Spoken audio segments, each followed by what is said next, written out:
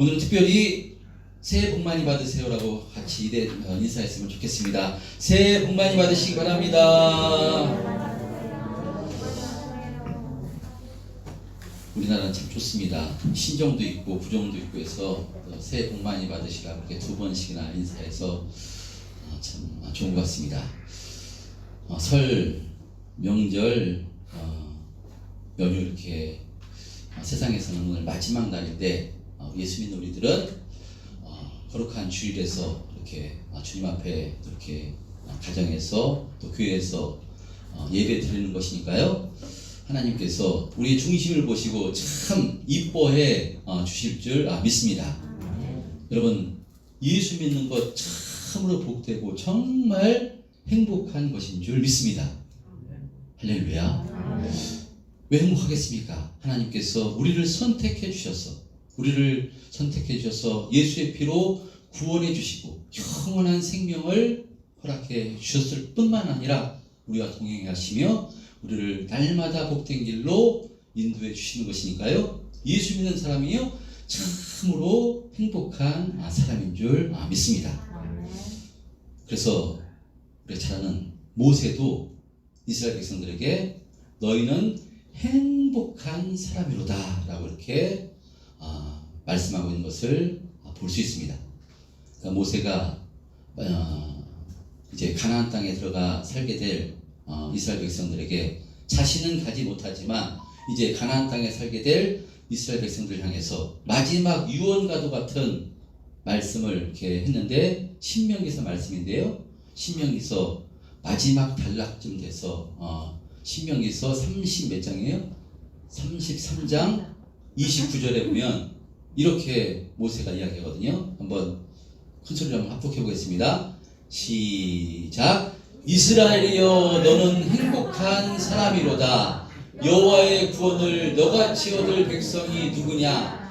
그는 너를 돕는 방패시요 내 영광의 칼이시요 내 대적이 내게 복종하리니 내가 그들의 높은 곳을 밟으리로다 라고 이렇게 모세가 이스라엘 백성들에게 가나안 땅에 들어가 살게 될 이스라엘 백성들에게 너는 행복한 사람이로다 라고 지금 말하고 있는 것입니다.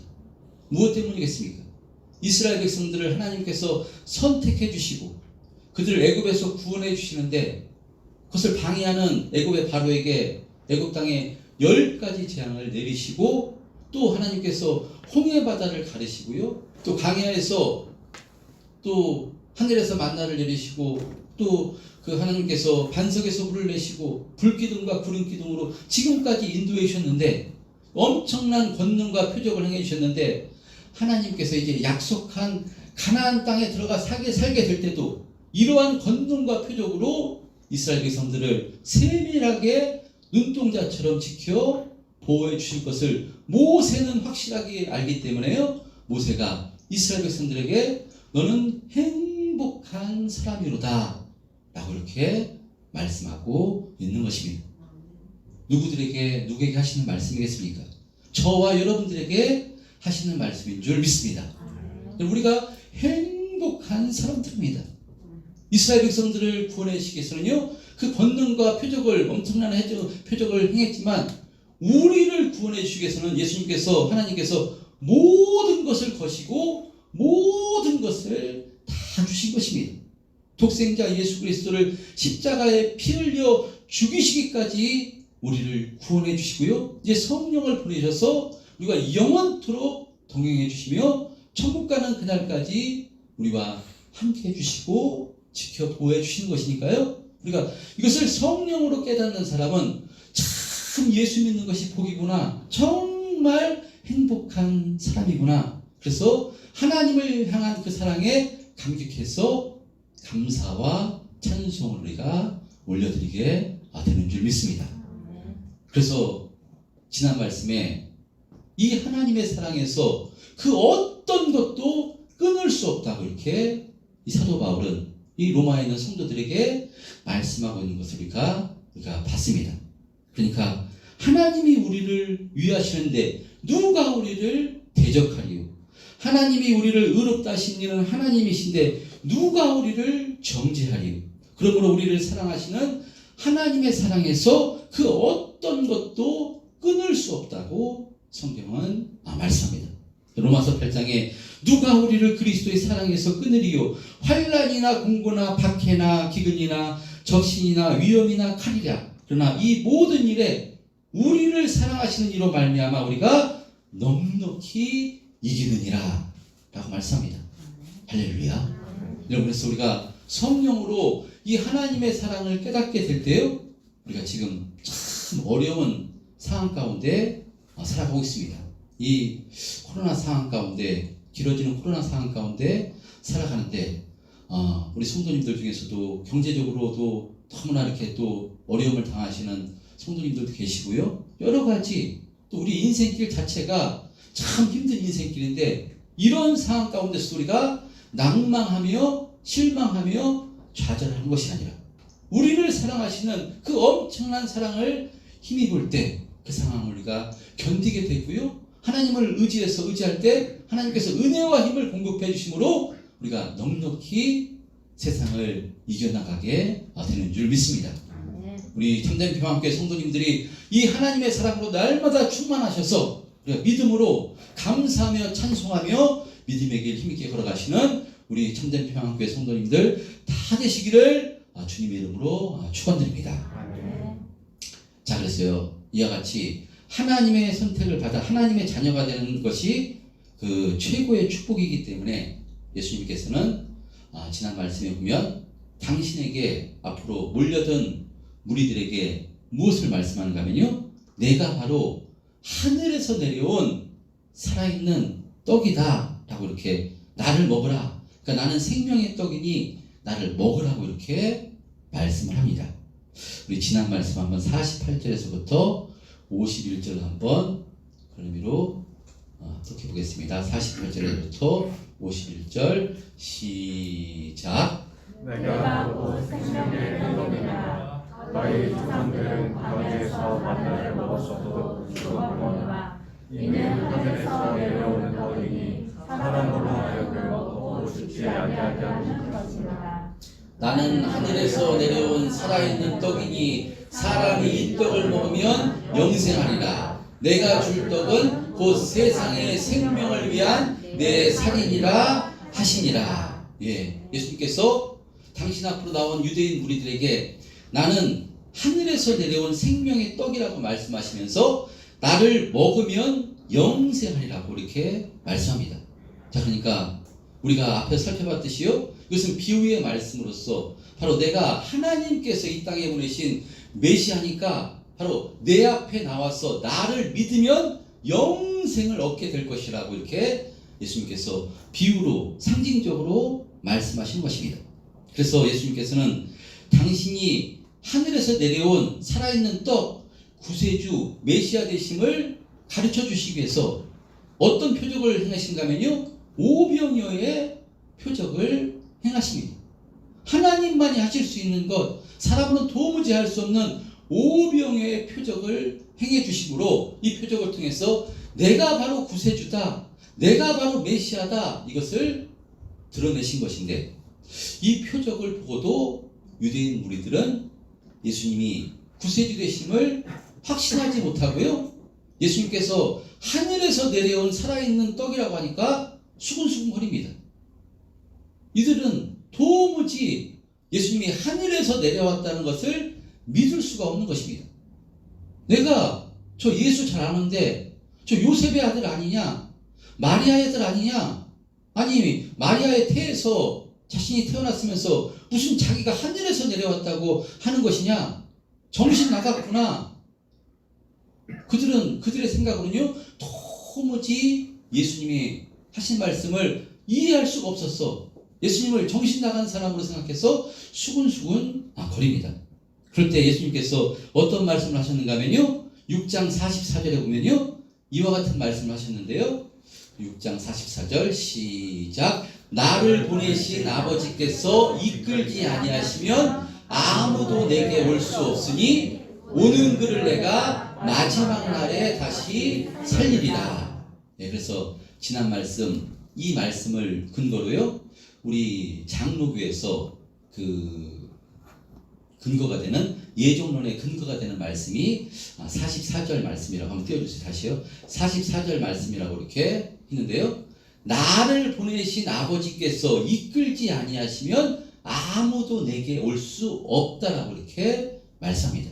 그러니까 우리가 영생을 얻고 우리가 예수를 믿게 되고 구원받는 것은요, 내가 내 생각으로 결단으로 예수님 앞으로 나오는 것이 아니라 나를 보내신 아버지께서 이끌지 아니하시면, 그러니까 하나님께서 택해 주셔서 예수님 앞으로 인도한 자만이, 이끌어 주신 자만이 뭐가 예수님을 믿게 돼서 영생을 얻게 된다는 것입니다. 할렐루야. 이것이 불가항력적인 은혜라고 이렇게 말씀을 드렸습니다. 목사님, 저는 그렇지 않은데요. 저는 제 아내가 하도 교회 나가보자고 그래서 교회 나가는 것이 소원이라고 그래서 두고두고 하도 그냥 귀가 닳도록 얘기를 해가지고 그냥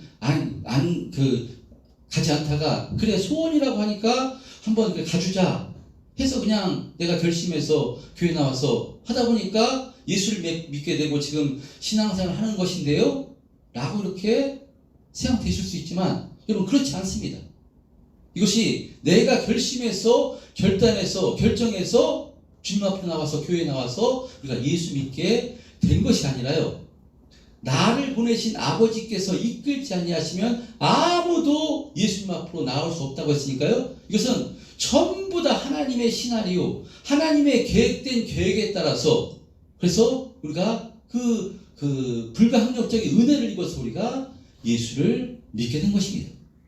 하나님의 은혜 가운데 누구는 바로 이 아내의 권유를 통해서, 부모님의 권유를 통해서, 또 이웃과 또 동료들의 그 권유와 이끌림을 통해서 우리가 교회에 나와서 예수를 믿게 됐지만, 그것은 내가 결심하고 결단한 것이 아니라 하나님께서 우리를 창세 전부터 선택해 주셔서 하나님께서 예수님 앞으로 인도해 주셔서 우리가 예수를 믿게 된 것입니다. 그래서요, 내 힘과 내 능력이 아니라 하나님의 일방적인 은혜임을 알게 되면요, 우리 입술에서 감사와 찬송이 터져나오게 되는 것입니다. 할렐루야. 여러분, 그리고 더 큰 은혜는요, 하나님께서 이렇게 택해 주신 자는 하나님께서 절대로 포기하지 않으신다는 것입니다. 요한복음 6장 37절에 보면 예수님께서 이렇게 말씀하셨는데요, 다시 한번 합독해 보겠습니다. 시작. 아버지께서 내게 주시는 자는 다 내게로 올 것이요, 내게 오는 자는 내가 결코 내쫓지 아니하리라. 예수님께서 아버지께서 내게 주시는 자는 다 내게로 올 것이요, 내게 오는 자는 내가 결코 내쫓지 않으실 것이라고 이렇게 말씀합니다. 그러니까요, 이것은 하나님께서 선택한 사람은 어떤 경우에도 그 사람을 포기하지 않으시고 끝까지 하나님 나라 천국에 갈 수 있도록 하나님께서 붙들어 주시고 책임져 주신다는 것입니다. 여러분, 할렐루야. 최고의 은혜 아니겠습니까? 여러분, 우리가 신앙생활 하다 보면 죄를 짓습니다. 나도 모르게 하나님께 죄를 짓고요, 하나님 뜻대로, 하나님 기뻐하신 뜻대로, 오늘 안수 집사님 기도해 주신 것처럼 빛과 소금의 역할을 감당하며 기뻐하신 뜻대로 살아야 되는데, 그렇게 살지 못하고 마귀에게 붙잡혀서 바로 하나님이 기뻐하지 않는 행동을 하고요, 죄를 지을 때가 있습니다. 그때 어떤 생각이 들겠습니까?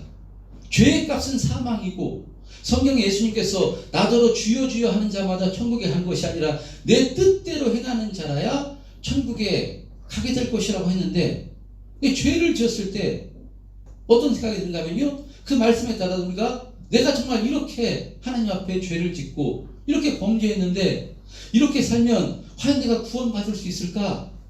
우리 구원에 대해서 이렇게 흔들리게 되는데요, 여러분, 그때 성경은 분명히 이렇게 말씀하는 것입니다. 절대로 예수를 믿어 하나님의 자녀가 되었는데 이렇게 죄를 짓고 죄와 더불어 산다면 어떻게 되느냐? 구원이 취소되느냐? 절대로 취소되지 않는다는 것입니다. 할렐루야. 우리를 어떻게 구원해 주셨는데, 예수를 십자가에 피 흘리시기까지 죽게 해서 우리를 구원해 주셨는데 어떻게 우리가 죄를 지었다고 우리의 구원이 취소되겠습니까? 절대로 하나님은 취소시키지 않습니다. 절대로 우리를 내쫓지 않습니다. 그러나 죄의 값은, 우리가 지은 죄값은 받게 되어 있습니다. 그 죄값, 왜 하나님께서 죄값을 받게 하시냐? 죄가 이만큼 무서운 것이고 다시는 죄를 짓지 말라고 우리를 더 성숙하고 성장시키기 위해서 우리의 죄값은 받지만, 하나님께 회초리는 받을 수 있지만 절대로 우리의 기호는 취소되지 않는다는 것입니다. 할렐루야. 그래서 죄를 지었을 때 그 죄를 깨닫고 회개하는 게 복이죠. 그래서 구원이 취소될까봐 그래서 좌절하고 낭망하는 것이 아니라 우리가 회개해야 되는 줄 믿습니다. 자, 그런 의미로 우리가 지난주에 말씀드렸던 이 불가항력적인 은혜에 대해서 또 의문이 드실 수가 있는데요.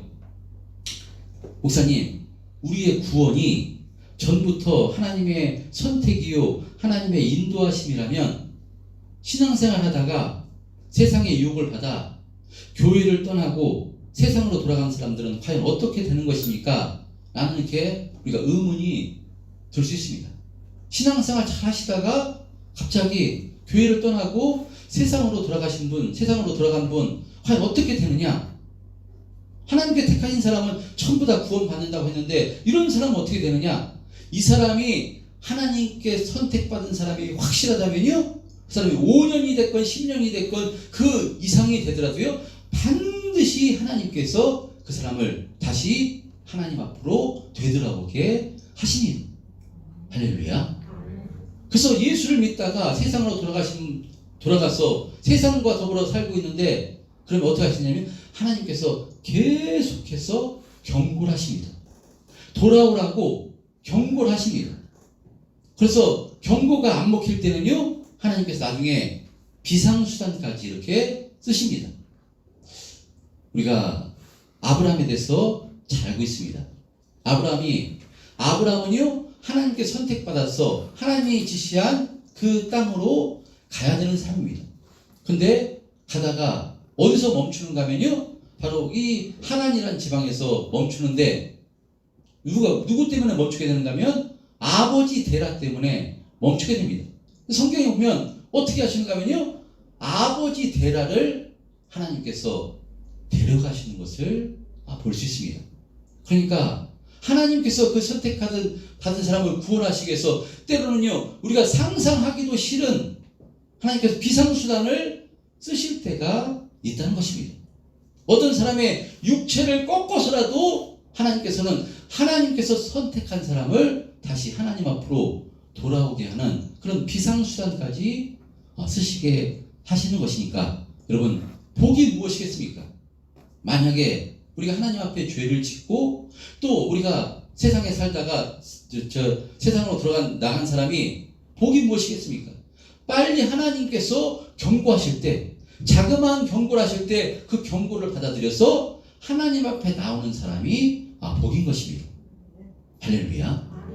정말 절망은요, 그런데 뭐가 절망인가 하면요, 세상으로 돌아갔는데 죄와 더불어 살고 있는데 세상으로 돌아갔는데 너무나 평안하고 아무 문제 없고 물질의 문제 없고 건강의 문제 없고 아무 문제 없고 계속해서 평안하다면요, 그것은 복이 아니라 저주인 것입니다. 왜냐? 그 사람은 하나님께 선택을 받지 못한 사람일 수 있기 때문입니다. 할렐루야. 그러니까 복은 무엇인가 하면요, 하나님께 선택을 받은 사람, 이 불가항력적인 은혜를 받은 사람이 최고의 축복자인 줄 믿습니다. 여러분, 또 이런 의문도 우리가 신앙생활하면 생길 수 있습니다. 이 예정론에 의해서 불가항력적인 은혜로 구원을 받는다면, 그럼 목사님, 하나님께서 선택한 사람은 반드시 구원받게 되어 있다면, 그러면 우리가 꼭 전도해서 복음 전해서 그 사람 구원시키려고 애쓸 필요 없는 것 아닙니까? 라는 이렇게 의문이 생길 수가 있습니다. 하나님께서 택하신 사람은 반드시 구원받게 있다면 내가 그 사람 하나님께 선택받은 사람인가 선택받지 않은 사람인가 알 수도 없기 때문에 내가 괜히 힘쓰고 애쓸 필요가 없지 않는가 라는 생각이 들 수 있는데요.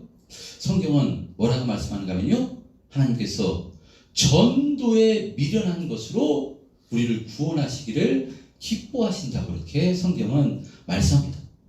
사실 하나님께서 하시면, 혼자 하시면요 훨씬 더 확실하게 잘하실 수 있는데, 하나님께서 어떤 방법으로 우리를 구원하시기를 기뻐하신다고 말씀하는가 하면 전도라는 방법을 통해서, 어떻게 하나님 보시기에는 미련할 수도 있는 그런 방법을 통해서 구원하시기를 기뻐하신다고 말씀합니다.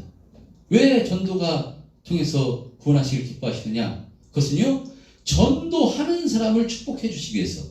바로 전도할 때 하나님의 사랑을 가지고 있지 않으면, 하나님의 심정을 가지고 있지 않으면 전도할 수가 없기 때문에, 그래서 하나님의 심정을 깨닫게 해주시기 위해서 바로 전도라는 방법을 통해서, 또 전도하다 보면요 그 사람의 신앙이, 믿음이 성장되고 성숙되기 때문에 바로 그 사람을 성숙시키고 성장시키기 위해서 전도라는 방법을 통해서 바로 하나님께서 우리가 구원하기를 기뻐하신다고 이렇게 말씀하고 있는 것입니다. 우리가 하나님의 사랑으로 충만하면요, 이 불가항력적인 하나님의 사랑으로 충만하면 우리가 우리 입술을 들어서 우리가 이 복음을, 이 사랑을 전할 수밖에 없는 줄 믿습니다. 저는 우리 참된평화교회 성도님들이요, 최고의 복이 뭐냐? 이 하나님의 사랑으로 충만한 것이 최고의 복입니다.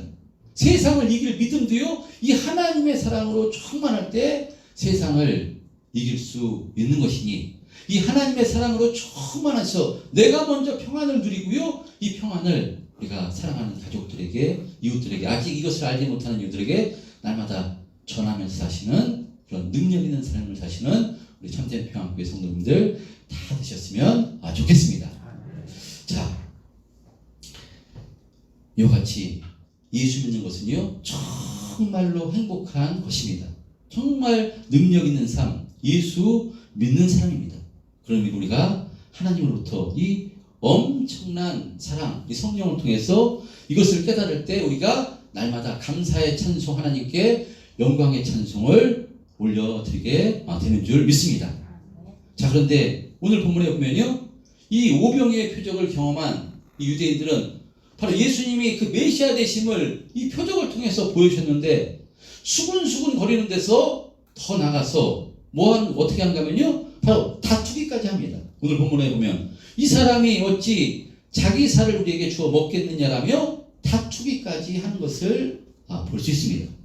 그럴 때 예수님께서는요 다시 한번 이와 같이 말씀하시는데요, 오늘 본문 말씀 한번 53절에서부터 58절까지 말씀을 한번 천천히 한번 합독해 보겠습니다. 53절에서부터 58절 시작. 예수께서 이르시되 내가 진실로 진실로 너희에게 이르노니 인자의 살을 먹지 아니하고 인자의 피를 마시지 아니하면 너희 속에 생명이 없느니라. 내 살을 먹고 내 피를 마시는 자는 영생을 가지고 마지막 날에 내가 그를 다시 살리리니 내 살은 참된 양식이요 내 피는 참된 음료로다. 내 살을 먹고 내 피를 마시는 자는 내 안에 화하고 나도 그의 안에 관하니 살아계신 아버지께서 나를 보내심에 내가 아버지로 말미암아 사는 것 같이 나를 먹는 그 사람도 나로 말미암아 살리라. 할렐루야. 이 말씀이 깨달아지고 믿어지는 사람이요 최고의 복된 존재인 줄 믿습니다. 그러니까 이 말씀은 계속해서 우리가 요한복음 6장을 지금 4주째 하고 있는데요, 상징적인 이 비유의 말씀인데요, 그러니까 예수님께서 인자의 살을 먹지 아니하고 인자의 피를 마시지 아니하면 너희 속에 생명이 없느니라 말씀하시며, 내 살을 먹고 내 피를 마시는 자는 영생을 가졌고 마지막 날에 내가 그를 다시 살리리니 내 살은 참된 양식이요 참된 음료로다 라고 이렇게 말씀하는데, 그러니까 우리가 육신을 위해서 음식을 먹으면 음식하고 몸하고 먹기 전에는 별개입니다. 따로따로.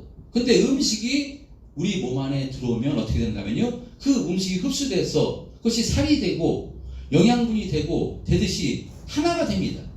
그러니까 음식을 먹으면 우리 안에 들어와서 하나가 되듯이 이제 그러니까 별개가 아니라 하나가 되듯이요. 우리가 예수님을 믿게 되면 예수님과 우리가 따로따로가 아니라요. 우리가 예수님과 한 몸 연합체가 됨을 이렇게 말씀한 것입니다. 예수님을 믿게 되면요. 예수님과 우리가 따로따로가 아니라요. 예수님과 우리가 하나가 되는 것입니다.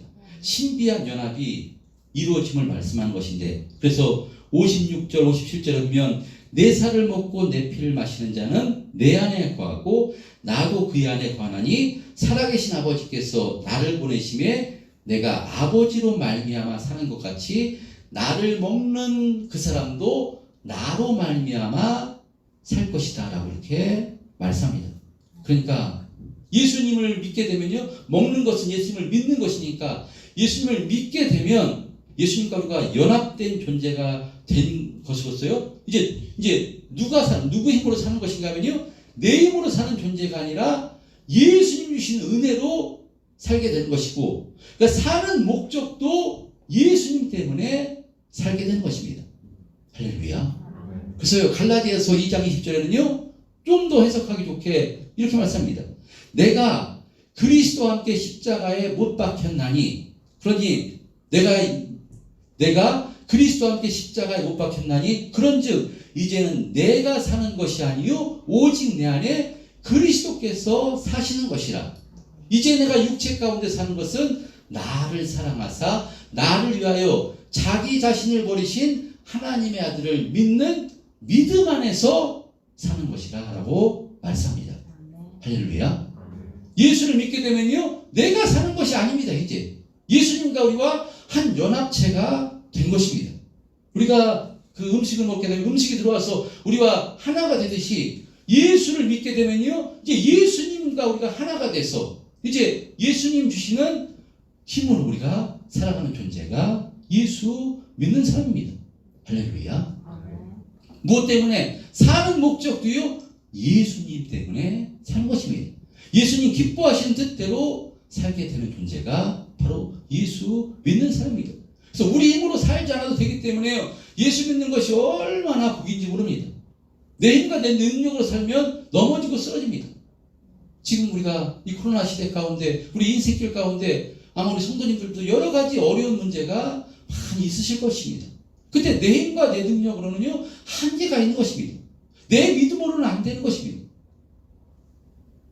근데 우리는 내 힘으로 사는 존재가 아니라 혼자가 아니라 예수님과 한 몸 된 존재가 된 것이니까 얼마나 복된 존재입니까?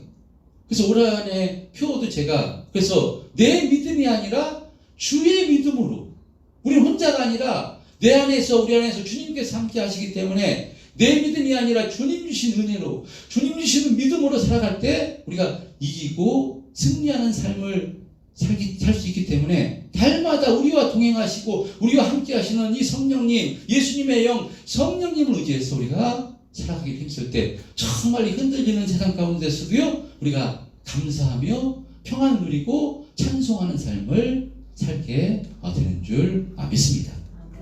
우리는 혼자가 아닙니다. 우리는요 예수님과 한 몸 된 존재입니다. 전능하신 주님이 우리 안에 계십니다. 그래서 이것을 성령으로 확신할 때 참 감사하구나 나는 참 행복한 사람이구나 이것을 우리가 성령으로 깨닫게 돼서 그래서 우리가 이 상황과 환경은 어렵지만요 우리 입술에서 감사의 찬송 영광의 찬송이 날마다 터져나오게 되는 줄 믿습니다. 저는 우리 참된 평화교회 성도님들이요 이 예수님 안으로 깊이 들어가시는 은혜 있으시기를 바랍니다. 주시는 말씀을 통해서 나는 이제 내 힘으로 사는 것이 아니라 내 안에서 나를 도와주시고 나를 책임져 주시고 인도해 주신 주님께서 내 안에 계셔서 나에게 힘 주시고 은혜 주시니까 주님 저는 할 수 없지만 주님 은혜 주세요. 붙들어 주세요. 인도해 주세요. 날마다 주님과 동행하며 주님과 속삭이시는 주님과 기도하시는 우리 참된 평화교회 성도님들 다 되셨으면 좋겠습니다. 그럼 우리가 알 수 없는 신비한 방법으로 그러니까 오병이어를 어떻게 오병이어 이적이 일어납니까? 오늘도 중고등부 우리 전사님이 물로 포도주 만드는 이적을 가지고 말씀을 전했는데 어떻게 물로 포도주를 만들 수가 있겠습니까? 어떻게 사람이 어떻게 그 바람과 바다를 잔잔하게 할 수 있겠습니까? 예수님은 모든 것을 동원해서 하실 수 있는 전능하신 하나님이십니다. 이 하나님께서 우리를 도와주시고 은혜 주시고 힘 주실 줄 믿습니다. 이 예수님을 의지해서 이 하나님의 사랑에서 끊을 자가 없다라고 성경은 말씀하는 것입니까? 이 예수님을 힘입어서 이 코로나 시대에 여러분 낙심하거나 원망하는 것이 아니라 이 가운데서도요 하나님의 뜻과 섭리가 있는 줄 믿습니다. 악한 마귀 이것을 통해서 제가 이거 좀 앞에 나와서 좀 가로막힌 것 같아가지고 좀 어색하거든요. 앞에 어떤 것이 가로막는다 할지라도 절대로 가로막을 수가 없는 것입니다. 이 하나님의 사랑으로 우리 충만할 때 정말 감사로 충만하며 능력 있는 삶을 살 수가 있는 것이니 우리 힘든 평화교회 성도님들이 정말 예수님의 사랑으로 충만하셔서 날마다 정말 힘있게 신앙생활 하시고 승리하는 인생을 사시는 우리 참된 평화교회 성도님들 다 되시기를 주님의 이름으로 축원드립니다.